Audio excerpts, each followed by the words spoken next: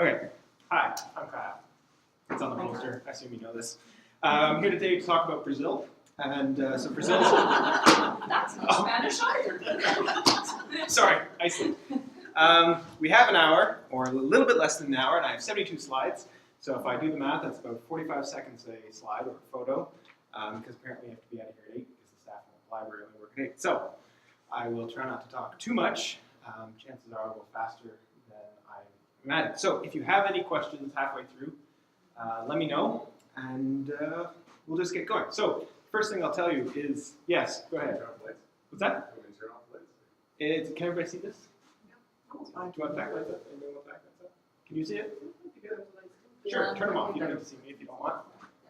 Oh, well, no, but you could leave the public on and ours is on. Oh, yeah, that works. There we go.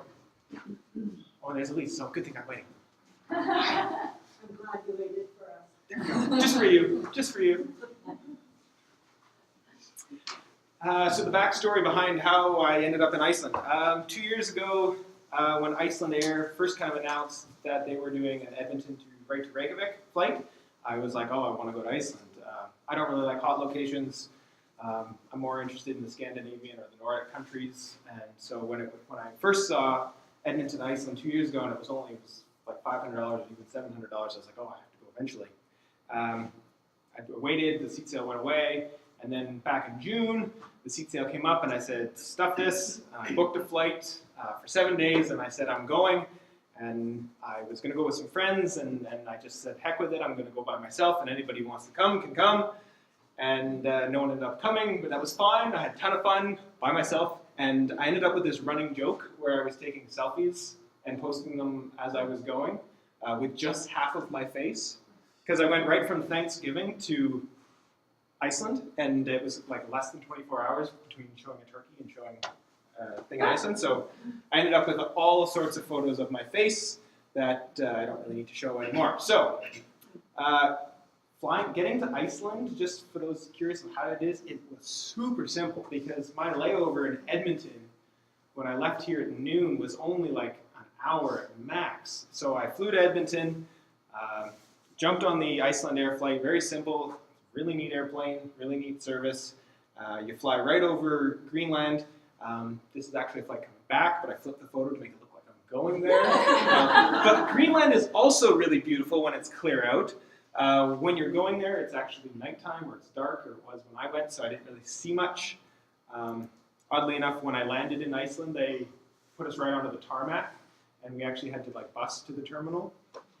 And so what my plan was to get to Iceland and rent a car and then just right away drive up the west side of Iceland. My goal was to go to West Iceland and what they call the West Fjord, which is basically this fjord that sticks out from the main island. My reasoning for going there was because I was seeing a ton of people going to Iceland. And I mean, while I was there was even 5 or 6 other Yellowknifers that I knew that were on the island at the same time as I was.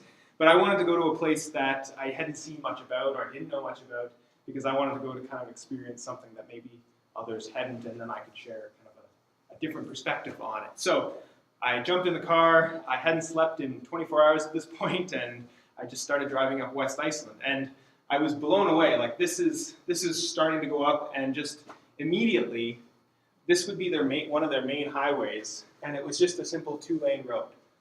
Everybody's driving vehicles, you drive on the same side as we do here, so it was very simple.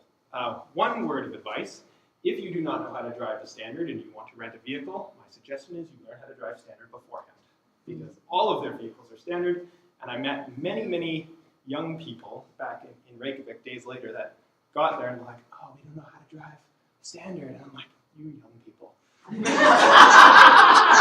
Which is funny because they were probably older than I was. But I learned how to drive one and it came to me naturally. So I felt a bit like a clown driving one of those tiny little clown cars because all the vehicles are really small and I'm used to driving a bigger vehicle. I'm sure most of us are used to driving trucks up here.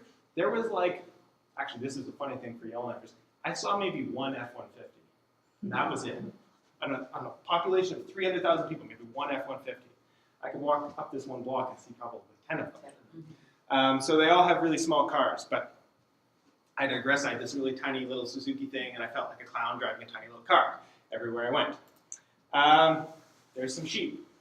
I saw them everywhere. There was a lot of them. Sheep and horses. Their main food source, not food source, but their main meat, I guess, there is lamb. So they use it for all sorts of things. And rather than us Canadians where we have beef, they have lamb everything. Their staple meal is a lamb soup. That's what you would eat on a cold winter day kind of thing. And they make a ton of wool. This is one of the sweaters, and I have a bit more of a story when we get kind of further into here. So I got a SIM card, which someone recommended to me for my phone. So my phone would work while I was there. And I started driving. And my first day I had to drive 115 kilometers or something like that up the side of the island. And the speed limits around the island are about 90 kilometers an hour at max. So it's a little bit slower than kind of what I'm used to on the highways here. But they're not as big roads. When I got there, it was just pouring rain. And before I got there, I was like, okay, I'm taking my rain pants, got my rain shoes, got my gloves, got my jacket, got a hat. I was like, I'm ready for the rain. I've never really been in that type of climate. It's so dry here in Yellowknife that I never have rain gear. But I was ready. So when I got there and it was raining, I'm like, good, I'm prepared. This is normal, totally normal for Reykjavik to be or Iceland to be raining. And then somewhere in the first day or the second day, I got this notification from the car rental company. It was like warning, was it record-breaking rainfall in West Iceland and the West Fjords. So I was driving through something that I probably shouldn't have been driving through. And it was just pouring rain. So for the first 3 days, it did nothing but pour rain. But I was prepared, and I thought it was hilarious. I thought it was fun. The only downside was I didn't get to take as many photos because that was the one thing I didn't do. Is plan how to waterproof the camera. And I wasn't really taking a ton of photos. I wanted to take a ton of photos anyways. So this is the first town that I stayed in. It was took me a long time to learn this name. Stikkishholmer. Stikkishholmer. Beautiful little town off of the main ring road. And I'm fascinated by the architecture.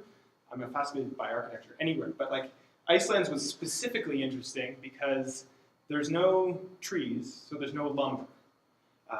They can't use the stone as much because there's something missing in the volcanic stone that they can't build with it a lot. So it's all cement, but it's not what you typically think. So I was just finding it very fascinating to see all this. And they all have tin roofs. One of the things that they seem to be known for is all their churches. This is in Stikkishholmer again. This was my first day. I was tired, and I was just kind of wandering around town. This was my stop for the night, and I just wandered around towns a lot. It's kind of what I like doing. Again, I wandered around town. Everything was coastal. I didn't. It's a coastal. It's an island, so of course it's coastal. But it was really neat to just see how houses were built and how they had walkways everywhere. This is again just Stikkishholmer.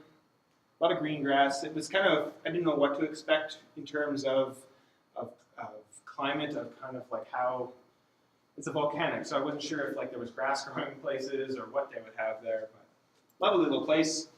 This was kind of a peninsula that came off of the town, and the ferry would dock inside here, but you could climb up to the top of this kind of hill, and you would see this lighthouse, which was really neat.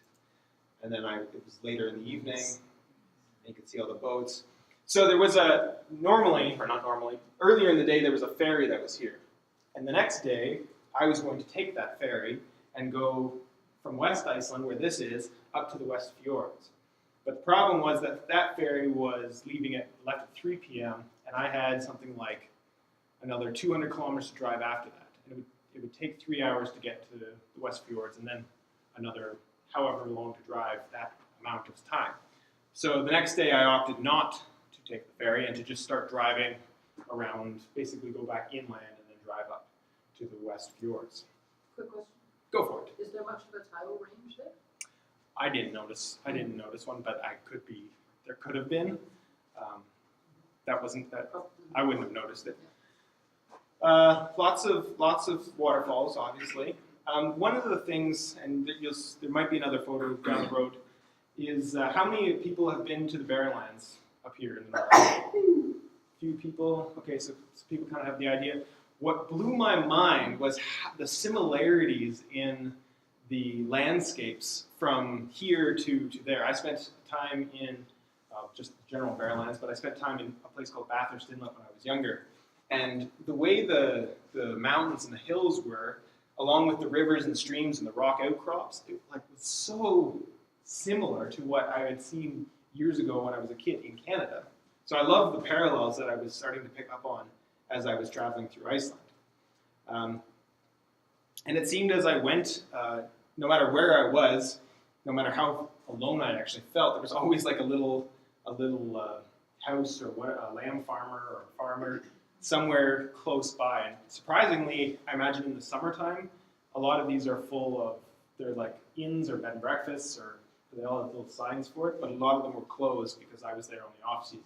So their primary season seemed to be June to September. So I went in October purposely to not be there during the high tourism season. So it was really neat to see all these places that I could have stayed. Or one of the things that I was thinking about doing, and I'm going to do, I want to do in the springtime, is camp. And so a lot of these places you can just pull in and they'll let you camp wherever you want to stay. So it's really easy if you want to do a trip that way where you don't have planned accommodations. You can just kind of travel around and keep going. So more rivers, more mountainous outcrops. It was like, I can't even explain it. I was trying to think of how to explain the magnitude of what you see when you're in this kind of it all around you. It's kind of breathtaking because there's no trees, there's no anything to protrude and block your view of surrounding these mountains. So it was just really neat to kind of like feel like you're encased in all of this. So getting back to the timeline, the next day I didn't take the ferry. I decided to drive. It was 250 kilometers, and I before I needed to get to my next stop or my next town I was staying in for the night. And I started driving up the road, and I came to a fork in the road, and it said, okay, you can go left, and you can keep following Highway 60, and it's 250 kilometers that way. Or you can go right, and you go 250 kilometers on Highway 61. They both end up in the same place, same amount of time, or same amount of distance. And I was like, oh, well, I want to do a ring, or I want to do a loop. I don't want to actually have to drive in the same road twice. So I went left, Highway 60. One thing that I probably should have done was had a proper map. Always have a proper map. Always have a proper map that shows you the terrain of the road. That is key. I had a map, showed the road, didn't show the terrain. So, remember it's raining. It's raining a lot, record-breaking rain. Kyle's in a small car, beep along, road turns into gravel. And this was the beginning of the longest 250-kilometer drive that I have ever done. Mind-blowing, really neat, super cool, sometimes stressful, many stories to tell, but always have a proper map is the lesson here. So this was the beginning of a gravel road, and ironically, this particular picture doesn't actually show how bad these roads got. We have potholes, but we do not have Icelandic potholes. They are just like, they're like someone comes along with a shovel and just digs a little hole every like 5 inches or so all over the road. So it's like constant bubbles in the road that you just go along like this, and you have to slow down so slow. You have to go slow to go over this. So all this rain was coming down and just slowing me right down. But I did, at one point I said, stuff this, and I drove in about 1 kilometer off the road, put all my rain gear on, my pants, my jacket again, I bought waterproof gloves, I had a toque on, I put the hood up, and I was prepared, and I was like, I'm getting out, and I'm walking towards these waterfalls because I wanted to see some waterfalls. There is no lack of waterfalls in Iceland, by the way, so there's plenty of opportunities. But this one I wanted to go see. So it was really neat. It was right down in this canyon. You can kind of see the road is actually way back here somewhere, and they had a nice trail that was actually marked with a nice little thing at the end that signified that it was the end or the start or something. So very accessible, and I assume that like in the height of tourism season there'd be a ton more people here, but there happened to be no one here, and it was very neat to kind of be able to experience it a bit of alone. And then it occurred to me as I'm walking over these slippery rocks and stuff going, Kyle, be very careful with your step, be very slow, take your time, do not fall. If you fall, no one will know where you are, and keep going. So I was very careful, and I can say that I came out of there with no injuries. Oh, this was like the climax of my day. Have you ever driven through Jasper or some mountainous areas where what do they call them, switchbacks, where they go up and down? I did that like 10 times in one day, and not just like normal road switchbacks, but like, you know when a mountain slides and it's just gravel on one side? Somehow they put a road in that. Not really sure how. Not an engineer, not a road planner, not a road builder, but they put a road in that. And so this was on the other side of that. And I came up it and I was like, I at one point going up it, I'm like, is this really the road? Is this really going to take me to where I need to go? But every once in a while I pass a vehicle coming the other way, so I'm like, okay, there's an end. Or there is something on the other side of all of this. On this particular road, as I went down, I don't even know if the vehicle's in there, but there was a vehicle pulling a trailer of tin roofing. And remember, the weather's really bad. And so I went down this and I passed this vehicle, but they kept dropping sheets of tin as they were going up. And I thought, you poor soul, you're going to have to turn around at some point and go and collect all of this stuff that you've just dropped everywhere. I don't even know where they were going because there wasn't really anything back there. But who knows where they were headed. But this was really neat. And one of the warnings that was in place while I was there was the wind. And even on a normal day, the car rental company is like, hold on to the door when you open it, because it will, like, the wind will take it and fly it that way. So I like pulled over and I slowly opened the door and I walked out. And I don't know what the next picture is. Yes. The wind was so strong where I was standing. I was standing on the edge of the road and it just drops down below me. And I could feel the wind pushing me. So I would actually back away from the edge of the road a little bit just because I didn't feel like I was strong enough or weighed enough to stay in one spot. But this was that view at the same spot as that previous picture. And so like this was like pretty neat to see the river coming down, the road coming down. And it's just mind-blowing, even looking at it now. So as my day was ending, you can see that I have somehow achieved pavement again. I was very happy about that. Highlight just to see the pavement. I almost got out and kissed it here, but it was super neat. There was a tunnel at the end of this road. And it was, instead of going up another one of those switchbacks, because why would we have another one? We just went through 10. Let's build a tunnel through the road, or through the mountain. I went through this tunnel. And I think tunnel, not a big deal. The fascinating thing for me about this tunnel was there was an intersection inside of it. An intersection inside of a mountain. If you go straight, you go one way. If you turn left, you go another place. Oh, wow. So I was like, this is amazing. Very, very, very simple thing, but I just thought it was very fascinating that they had put an intersection in a tunnel. Anyways, come out the other side, and I was basically in the place that I needed to stay for the night, which was, ready for this name? Isafjord.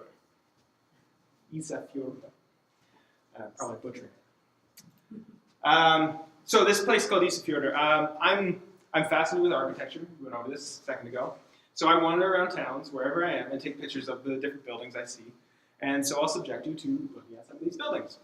Like I said, not a lot of wood there, not a lot of tar, shingles, whatnot. So they use tin siding for pretty much everything. And one thing I learned when I was actually in Reykjavik was the people that have like the plain tin siding are the people that have just done renovations because they can't paint the tin until it's aged a little bit or something along those lines. So that I don't know what tin is, how it works, but when there was a plain one, it was someone that had just redone it. So very neat to see these old towns that have been around for however long, and I would like take pictures of these random things. Didn't see a lot of Jeep or Chrysler products there, but for some reason that sign was there. And just the way they had kind of set up streets and done things, sidewalks all of stone, like it wasn't our concrete sidewalks. but then color, like they'd have tin and then just a pop of color. And so you think of Iceland, you think of dreary, cloudy all the time, but they always had pops of color everywhere that really made it kind of joyful, more or less. Even just different shades of colors rather than the same old that you might see. And of course, this is a fishing town, so there was quite a number of fishing boats there. You could walk out, you could take a look at them. And this town was like, it's on the West Fjords, or it's in the West Fjords, so it's in this big peninsula, it's on a fjord basically, and just right behind the town it just goes straight up. And so this was one part of the town, and then if I look here, you can see how the backdrop is this mountain that just goes straight up, and it was just neat to see. And someone asked me when they were looking at it, it's like, what happens if something falls down the mountain? I don't actually know, but I'm assuming they know what's going on. So again, look at all the more or less cobblestone walkways and pathways that they've done here. Another neat little building. And so this is Isafjord. And it kind of reaches out on this little peninsula here. And it's a really beautiful town. What I noticed, I didn't see a lot of people in the first place I stayed, because whether it was I got in late or because everybody was hiding from the rain, was that Icelanders are actually ridiculously active. So it was pouring rain and there were still people like running around outside, and they're big on their soccer and football. So there was people out playing. So I noticed very quickly that like the rain didn't stop them from doing anything, much like the winters here don't stop us from doing anything. So that was really neat to see how active the community was, despite what you might think a dreary, kind of wet, heavy day. And this is also the same place from another view, just a bit further down. I had driven all the way back around and I was coming out of another fjord, basically. And so on the other side of this peninsula, or whatever you want to call them, is you can hike up this mountain, and actually if I go back, I'll just show you it. Where is it? This. I'm actually, the next picture where my foot and the waterfall is me climbing up this part here. And there's this big open area, but it's across the water from where I am. So just to give you the perspective, here's my foot, normal size. There's my car, tiny little dog. And that's an airport, like right there. It's their regional airport. But this thing was just basically, I walked a kilometer up, and I kind of zigzagged up. And it's really hard to, I wanted to show my foot in the car to give you some perspective, because it was really hard to kind of capture what it really felt like and looked like, looking down again. So I just kept climbing until the car was a dot. And then I started going in and out of these fjords, and I would see a waterfall, and I would stop and take pictures. And eventually, I was thinking to myself, if you don't know what you're getting into when you go to Iceland, like you know you're gonna go see a waterfall, but when you're brand new and you've never been there, you're like, you get in, you're driving, and you're like, oh, waterfall, cool, let's stop. You take a picture, and drive another 5 minutes. Oh, waterfall, that's it, it's a better one. Drive another 5 minutes. Oh, another waterfall. These things are everywhere, and they just keep getting bigger and bigger. So it was like, how do you know which one's the best? I guess this is why you read the guides. Where are they fed from? Glaciers. Glaciers. Oh. The highlands have all these, the glaciers that they have there. So, and the amount of rainfall that we were getting. Did you drink the water? I drank the tap water. I didn't drink that water particularly. I didn't have a need of that. Yeah. Okay, so in and out of the fjords, I was heading back down. I was heading out of the West Fjords at this point, and I'd climbed up a mountain, like driven up a mountain. No one around. No one had been coming by for a while. And this picture doesn't do it justice, but I was driving on the top of this mountain, and I'd gotten up the top, and it was really weird because it gets flat up there. Like it felt like the tundra to me, but I know I was like I was way up on a mountain, and but flat. And the mist was so thick, the fog was so thick, I couldn't see about 20 feet around me. And so this, like I say, this picture captures more than what the eye could see. And so I'm driving along the straight stretch, and all of a sudden this like shadow of a house kind of goes by, and I was like, that was odd. What's that? And so they tell you, don't park on the highway. Do not park on the highway. Someone gets hurt, or it's whatever, it's just don't park on the highway. And the shoulders are like 4 feet down, so you can't park on a shoulder. So I turned around in the middle of the road and went back again. Sure enough, past this shadow again. Okay, there's something there. I remember there was a turnoff like about 1 kilometer back. So I went back up to that turnoff, parked the car on that road, thinking no one was going to be on that road. No one was buried on this main road that I was on. And I walked in the ditch for about 1 kilometer in the rain to this hut. People were driving by and they're probably going, what the heck is someone doing walking in the ditch way up here on a mountain by himself? I wanted to investigate this little house thing. So this is I guess this is a traditional Icelandic hut or house. It has the stone walls and it has the sod roof. It was all by itself. I have no idea what its purpose was. I didn't go inside. I was too creeped out. I'll admit that. I'm not going to lie. But it was really neat to walk up to. Do I have another picture? Yeah, there's a better picture of it. Wow. But just like, again, architecture, kind of neat, like to see how they had built this thing up, and then somehow the sod, they put in a sod roof for the insulation and whatnot. So very cool. Again, there is nothing going on around here. Like, it's flat. There's no other structures. There's no other rocks that stick up. It's just flat. So whatever it was, there was no plaque or anything. There was footsteps in the ground, so clearly people had stopped before me and investigated or hung out there prior, but just randomly. And then this was coming down. It was really weird to drive through all of these different climates, it seemed, or I don't know what you call microsystems. So I was, like 5 minutes before this, I was at that hut in the midst of all this mist and rain and whatnot, and then you come down a couple 100 feet of elevation, and it's beautiful color, river, you can see them for miles, and you can just see how all the mountains come out. There's just rivers everywhere. And this was on my 4th day. So the next morning after that last photo, this was the first time I saw blue sky in my 4 days. And I was quite happy. It was like, hey, it's not raining. So I just stopped. I was in a hurry to get back to Reykjavik for a tour, and I pulled over, and this was some of the farmland, which was everywhere. Farmland was everywhere. Actually, one story that I didn't get a photo of because I wasn't quick enough was I was driving on one of those mountains, and remember, by myself, and all of a sudden I come around a corner, and there's a truck parked on the side of the road, and there's this guy with this white long beard and his staff, and he's like, in the middle of the road, and I'm like, what is going on? And then all of a sudden, 2 lambs go down the mountain, across the road, and down again. And then all of a sudden, 2 dogs go down the road, across the road, down the mountain. And then all of a sudden, this guy, who I have no idea, like how old he was or what he was doing, but he like ran after them down this hill. And I was like, well, that was strange. So I wasn't ever really alone. There was always someone around somewhere. But like I learned over time that the lambs just roam free in the highlands during the summertime, and then in the winter they bring them down. And I went over so many cattle grates. I guess they would be called lamb grates in Iceland.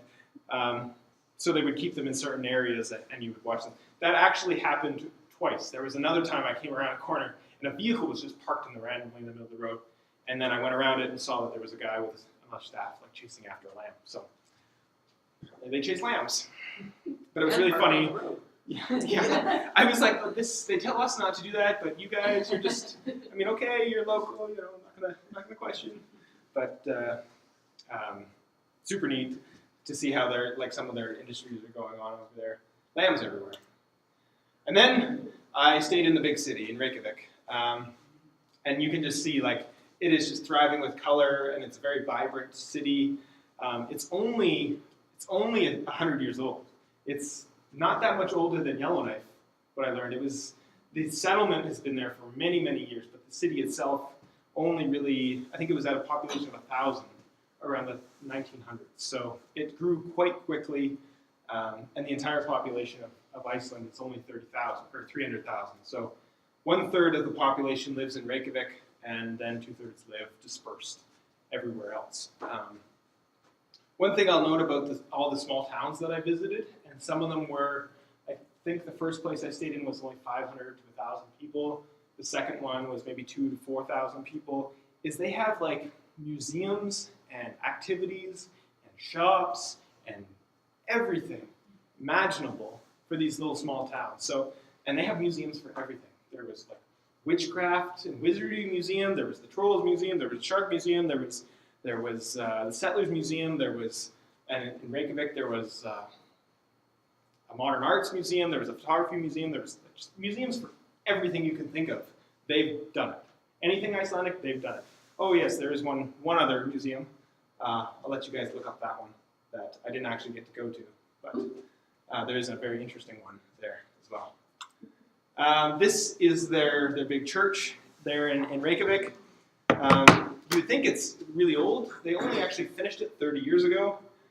I'm not actually sure why. Like, someone just dreamed up building this thing, and so they built it. But it's a really neat building, all made of concrete. And I learned that these the architecture, the style here, is actually meant to replicate a natural phenomenon that's in South Iceland, where the rock is kind of in what looks like tubes or shafts right down the side of a cliff, and it's occurred naturally. So they've kind of mimicked that with the building here. And this gentleman, Leif, his name is Leif Erikson, I believe, is one of their early settlers, and I believe they claim that he was the first person to land on North America even before Christopher Columbus, was their claim, because he would have landed in Newfoundland somewhere. But no one, like, England wouldn't have recognized it or something along those lines. So first Viking to land, or first person to land in North America from across the Atlantic. They have a very, very proud culture and history. Vikings, obviously, but like they're very proud of it. They have the sagas that you can learn all about. And the Settler Museum that I went through in one of the towns that I went through was very interesting to talk about the early days, how they settled, how they bartered with Norway and Denmark and stuff in the early days, and then how it progressed over time. And they have all these lineage that you can follow, and they all know about it. They're all very proud of it. So it was very, very neat to see an entire kind of population or a country be so proud of where they've come from, what they're doing, and how they carry that forward in their structures and artwork and everything that they're doing. Again, this is me randomly walking through the streets of Reykjavik. And it was very interesting. Again, not a city planner, but I was picking up on all these things. And I did a couple tours, and they were talking about how Reykjavik actually established its streets or whatever. Apparently people just built houses back in the day. No one actually thought about where the streets would go. So you ended up with little walkways that would could fit a vehicle down it, but it would open up into another whole neighborhood of houses that was hidden behind more houses because no one planned roads back years ago. Again, pops of color everywhere, or just random trees growing places. More streets, beautiful colors. You can just walk everywhere. I was just walking 30 or 40 kilometers a day at this point, just wandering through these streets just to see if I could get lost and find my way out of it all.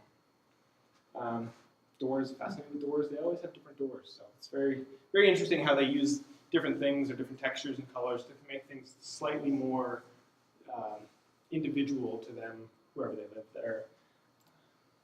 Some of the garden in front. So see, this is some of those areas where, if you walked this way, you would all of a sudden get into this place, that place, and there's another row of houses back there that they don't back onto another street, they back onto more houses. So it's no one actually planned where the streets were going to be. So it was very fascinating how they all managed to do this, but it's a very walkable place. This is another example of that. So you don't actually need a vehicle, but they were just kind of hidden away. Oh yes, they have swans. They call this the Reykjavik Pond. Their city hall is actually to the right over here. But they had all these swans and ducks that people would feed all over the place. They were actually very vicious and noisy. I don't advise getting in the way of them. So one of the things that Reykjavik struggles with was graffiti, which to many of you probably means nothing.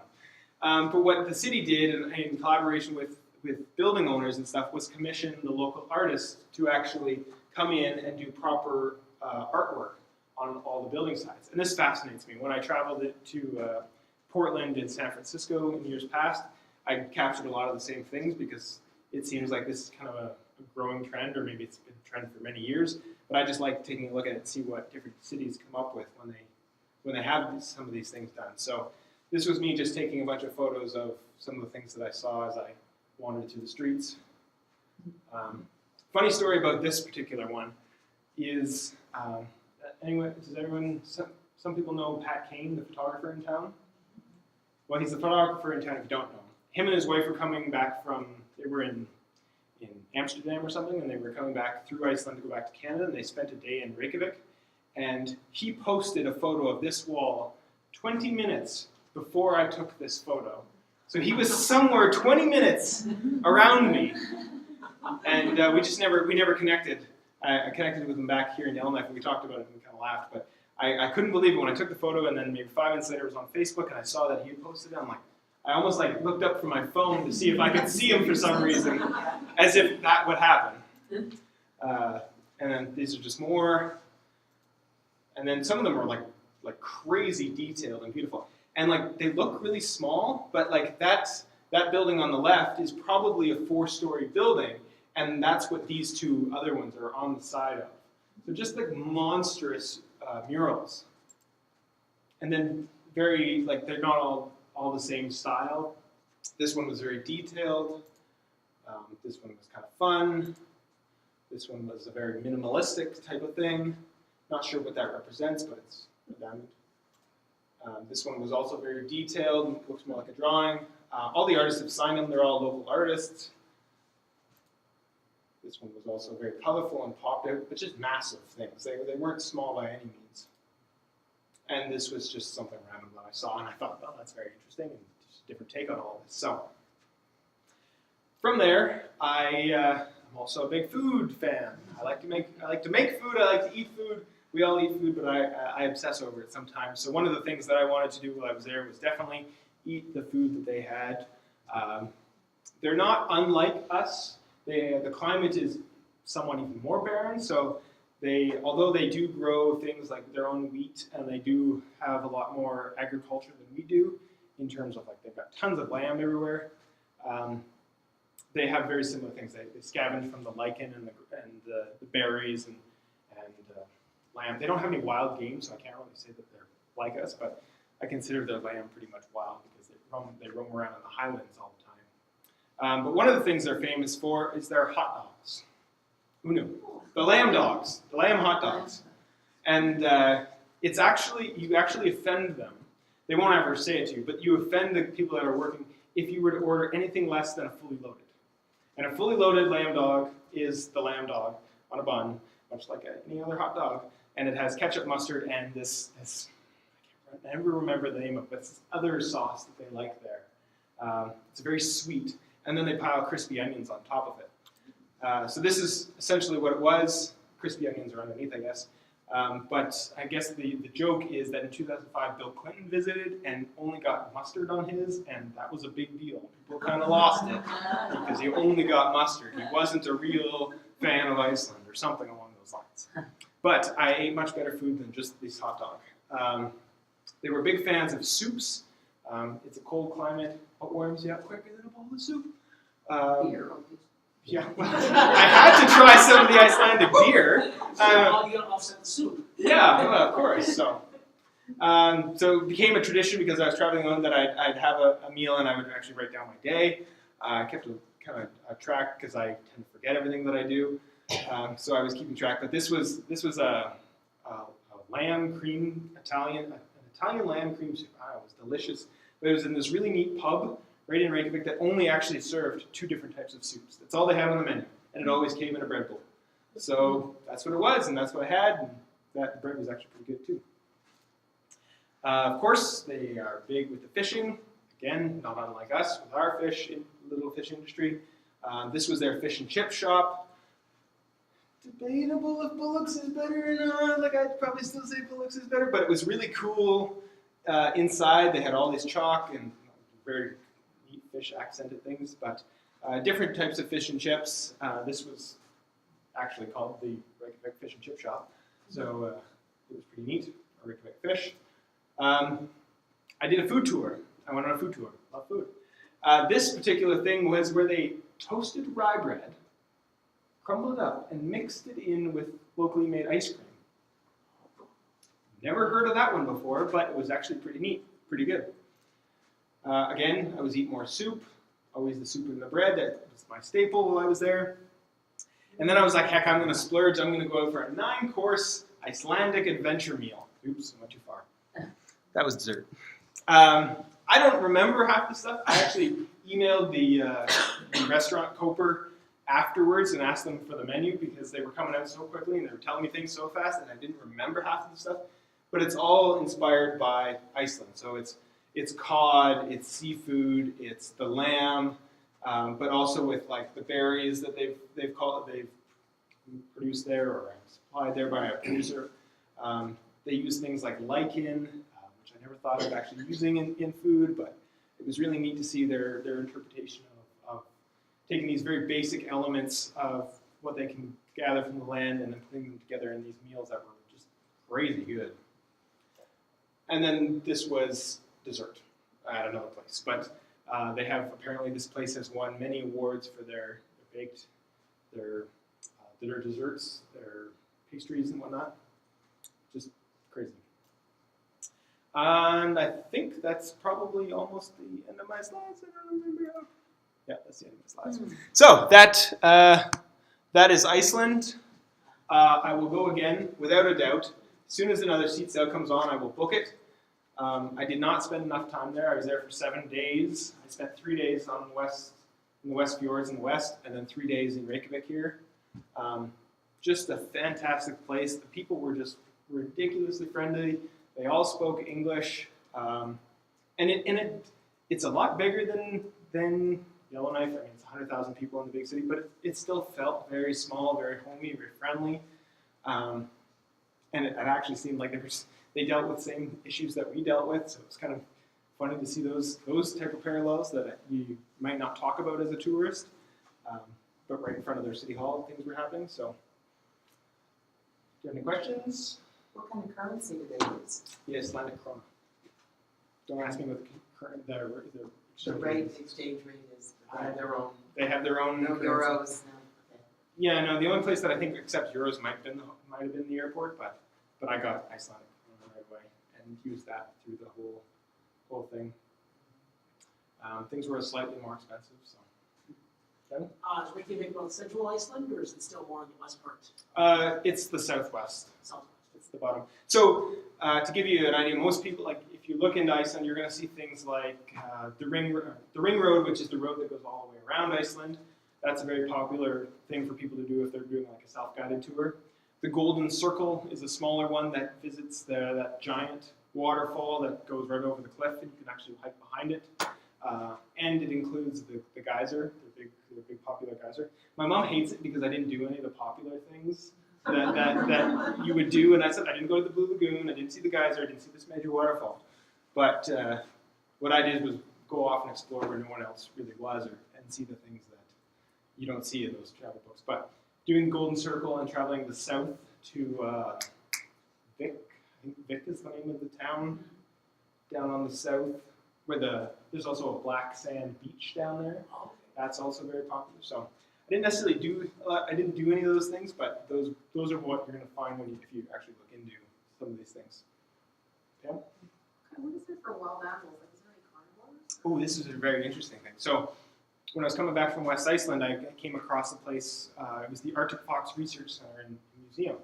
So I went in. I have a friend who's big into foxes and coyotes and stuff, and I started to talk to this guy. Because there's no one around, it seemed like everybody was like super willing to like come with me and like be my best friend to share with me these things. So I paid to go into this museum, and basically the guy working there just, instead of letting me read everything, he just like, I'm just going to give you the tour. Arctic foxes are the only mammal native to Iceland. During the Ice Age, they were the only animal that actually survived on the island once everything melted. Even like their food sources, like lemmings and mice and the small little mammals, they all died off because they couldn't take it. But for some reason, the Arctic fox was able to adapt to the new surroundings. So certain times of year, they go to the west, to the coast, and they will scavenge for fish carcasses and anything that washes up, seals that have died, wash up and eat. They will also go after birds' nests and birds, and they've learned to adapt to eating those. But they'll also eat shrubs and berries and whatever else they can find. So they're the only native animal to the island. So there is no predators other than them. There's no big game. There's no small game. The only reason that they hunt fox, and it's actually a career to be a fox hunter, or to be a hunter, is for preventative measures. So a farmer would hire a hunter to keep his livestock, mainly his lambs, protect them from the foxes that might go after them. There's also to this day, there's a band of old guys, because the video showed them they all look like they were 80 years old, that protect the migratory, it's a duck, what bird is it? What duck is it that nests on a certain coast? No, not the puffins. It's some sort of duck. I can't remember it, but it's a certain type of duck. The Icelandic duck. What's that? The Icelandic duck. Sure. It's like on the tip of my tongue. Yeah. But they protect it, and like if a fox threatened a nest, they would actually dispose of it. And I had some pelts there, but it's very neat because I actually learned a lot about the Arctic fox population in North America and in Scandinavia. So here in North America, we have a population of something like 300,000 Arctic foxes roaming around up there, and then in Scandinavia or in Russia, they have something like 800,000 Arctic foxes, and I think there's like 30,000 or 40,000 in Iceland itself. So not very many. So no, that's about it. They only have dairy cattle too.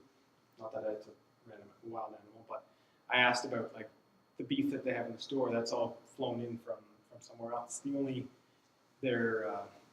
They have dairy cattle, and they make the Icelandic skyr. So it's like the Greek yogurt. But it's made from a special bacteria or culture that's only found in Iceland and in the Icelandic dairy. So when you see it in the store here, they've actually shipped like what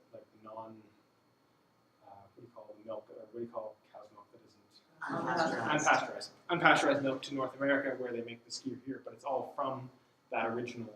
There is a certain strain or bacteria in that milk that makes skyr, which is crazy high in protein. How do you spell it? Skyr, S-K-Y-R. I saw it.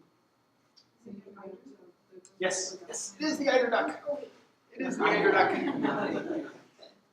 Yes. Some of the question never occurred to me until you spoke of the Settlers Museum. Were there Aboriginal people, Inuit or whatever there ever? Nope. It's just an island. No one was there. Actually, I guess there were some monks there before the actual Vikings landed on Iceland, but apparently the Vikings just removed them. So they are the indigenous people to Iceland. Yes. Oh, right. My sweaters. So yes, sweaters, plural, because I splurged. One of the things I wanted to do when I went over to Iceland was get an Icelandic wool sweater. So this is made from Icelandic wool. This one particularly is made by someone named Sophie, and apparently she's 87 years old. I didn't meet her, but I was told that that's who did it. I did a lot of research, but the one thing I did do research on, obviously not getting maps, was where to buy the sweater. And it said don't buy a sweater from like the normal outlet stores, not outlet stores, but the popular stores you see on the main tourist track, because it might say that it was designed in Iceland, but it might not necessarily be Icelandic wool. It might be wool from Norway or Denmark or wherever. So they said to go to the hand knit store, the Hand Knit Association store, or go to the flea market. So on Sunday I was there, I must have gone back and forth between the hand knit store and the flea market like 3 times, trying to figure out where the best deal was. And I actually ended up getting both sweaters at the flea market from 2 different vendors. So the other one, while I was there, I learned that most Icelandic people have 2 sweaters. One is a normal pullover that they would use for like work, casual work, like on the weekends when you're out in the yard doing whatever. And then one where they would, like a zip up or a cardigan, which was more formal wear. So I'm like, heck, I might not come back here ever again. I'm I'm gonna get 2 sweaters. So I got the pullover from one vendor, and then I got this one from another.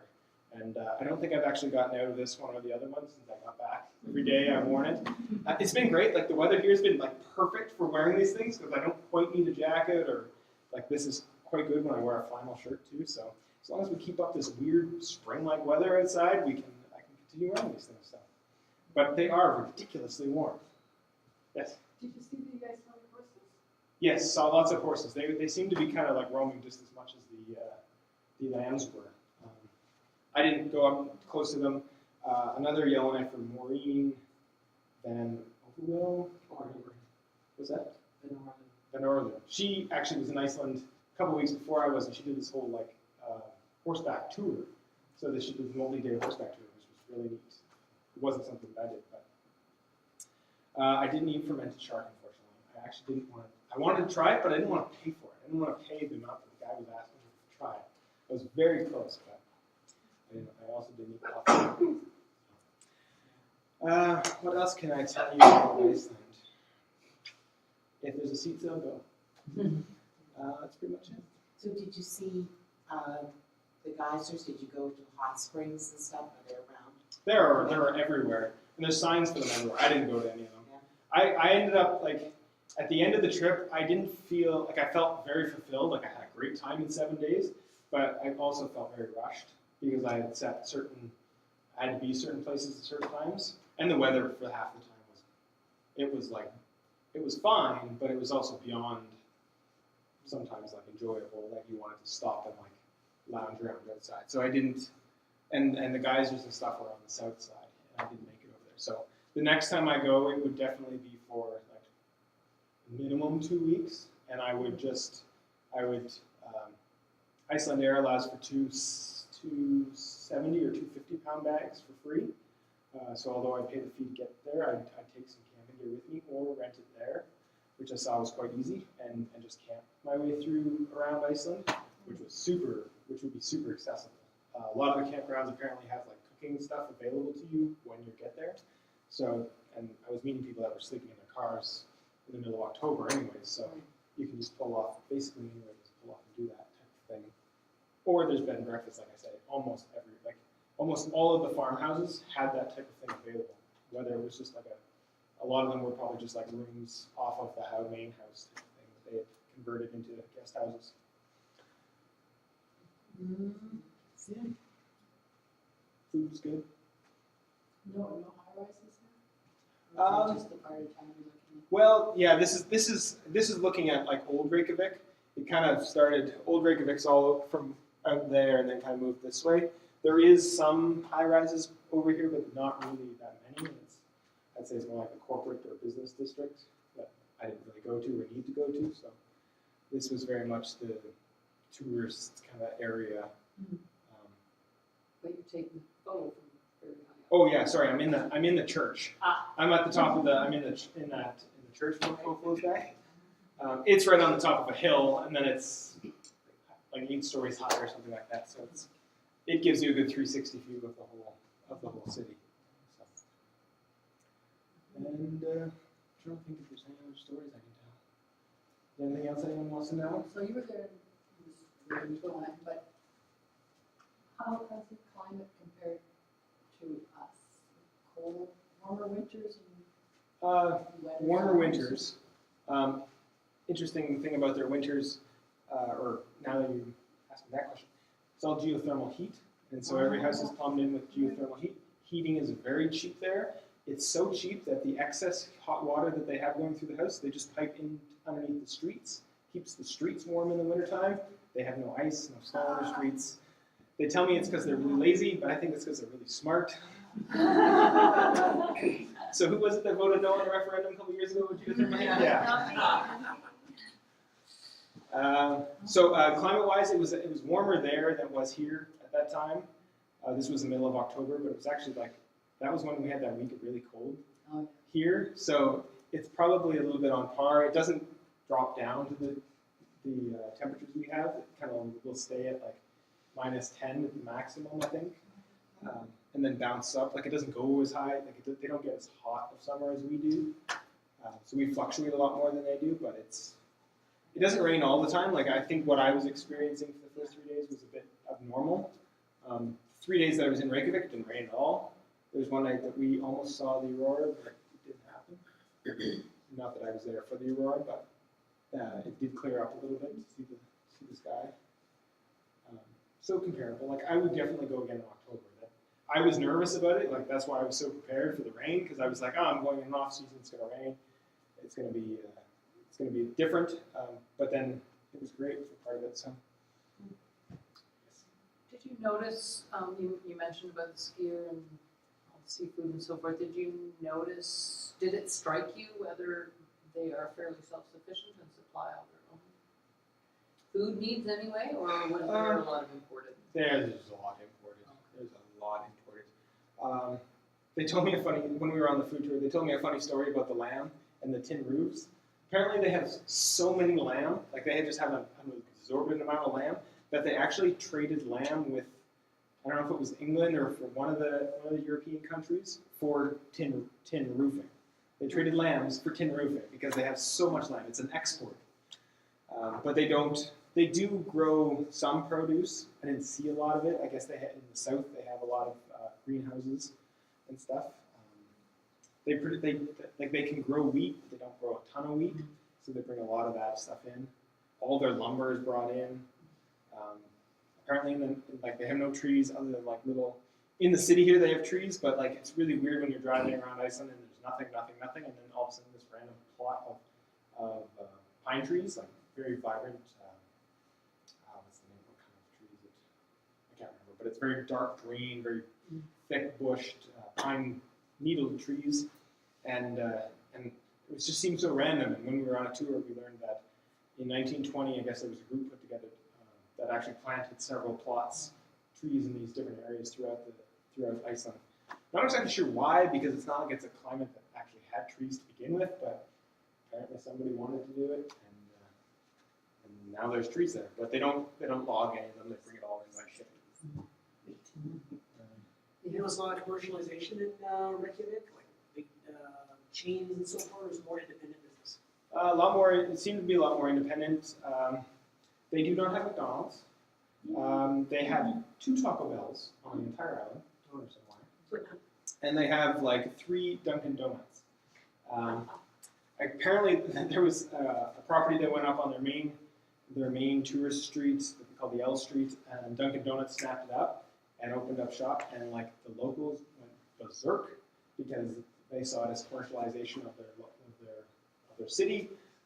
So the locals actually boycott this Dunkin' Donuts, but the problem is there's so many tourists coming through that no one, like the tourists don't know, so they just see Dunkin' Donuts, they say, hey, familiar.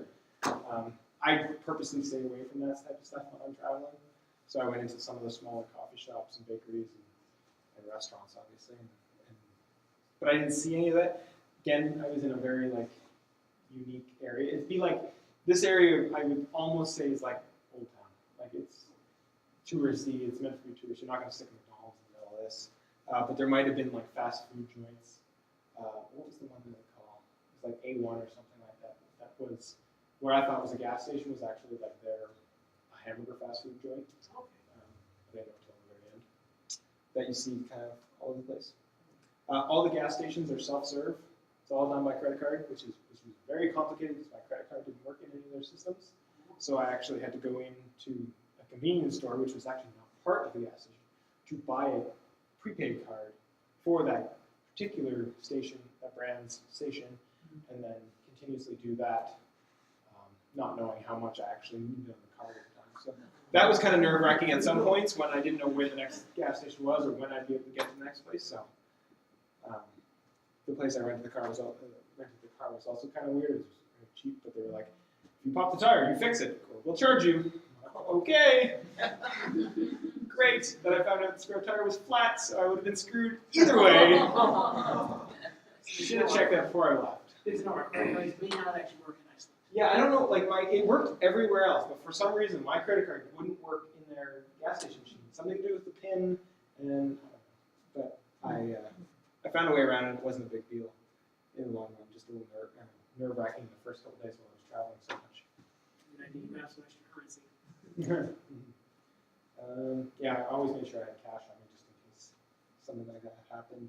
They have self-service all over the island, like even some of those random places that seemed very remote. Like I would get 1 or 2 bars, so I was never. That's how the selfie joke kind of kept it. Why it kept going, because I could get service everywhere. So I never quite felt totally disconnected or enough that I was nervous. So And the beer is good? beer is good. Beer is good. I may not be a full-on beer connoisseur, but their local beer was good, and it is becoming more popular because they've only been allowed to. They had a prohibition up until like the 80s, the mid 80s or something like that. So there was no alcohol going on. How pan-Scandinavian. Yeah. So now it's slowly becoming mainstream, and they're starting to brew their own. So, and the microbreweries are popping up all over the place, but that seems to be a trend everywhere. So, unless there's any other questions, that's yes. Language was not an issue, you said? No, language was like not an issue at all. Everyone spoke English. Everyone spoke perfect English and perfect Icelandic at the same time. Like I said, it seems like everyone learns English in the school system just as a primary language, maybe a bit later than Icelandic, but yeah, English was awesome. It actually makes me.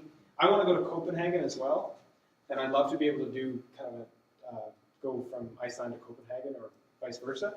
But the idea of not knowing how to speak what is it? Danish kind of makes me nervous because They all speak English. do they? Okay, well then there we go. I don't have to worry. But going to Iceland to me was like a clash of two different like places. It was like I got the Scandinavian culture and the feel, but I also had some very Canadian kind of like big open spaces, very friendly people. Like, I don't know what people in Copenhagen are like. I'm not going to say they're not friendly, but like it was it felt very comfortable to be there for me as I was wandering around and just meeting different people. So that was very relief. So I'm almost nervous to go to somewhere like Copenhagen because I had such a good time in Iceland. I don't want to like go somewhere that isn't as enjoyable as Iceland.